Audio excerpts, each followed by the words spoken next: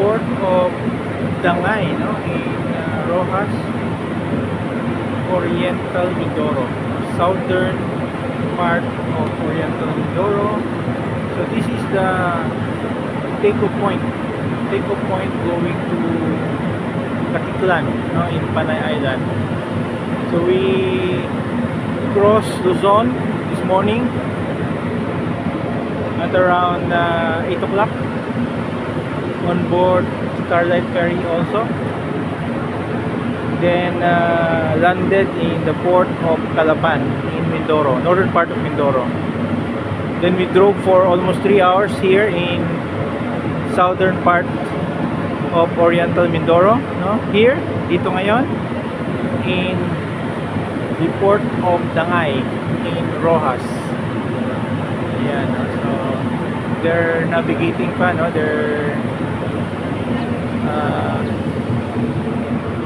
ensuring, no, that yung mga vehicles, cargo vehicles yung pinakahuli na boarding.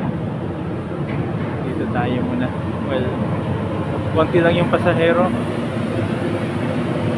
very few passengers, but yung mga cargo mukhang mapupuno to because of yung cargo.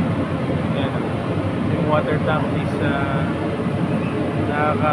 naka-download ng tubig. So, meron ngayon, no, papasok yung mga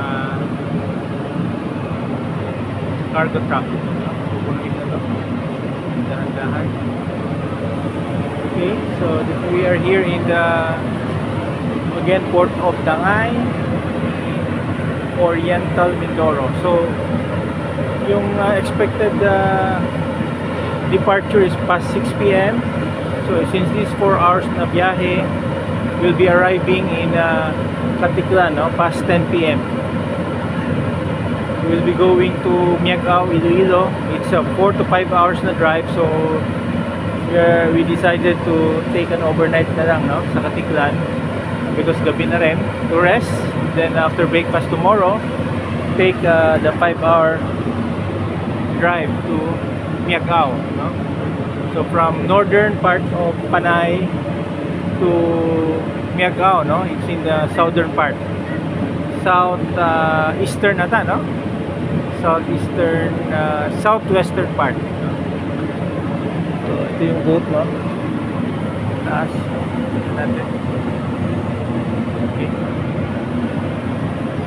I'm using pala for the first time today yung Oppo cellphone. Tingnan natin yung ang hindi niya magaya sa yung S24, yung stabilizer, no? Nag-stabilize siya kahit na magulo, but it is okay, no, for coverage purposes. Puno yung S24 ko. Okay, mamaya pag alis ng ferry, no, we'll be leaving a coverage separately.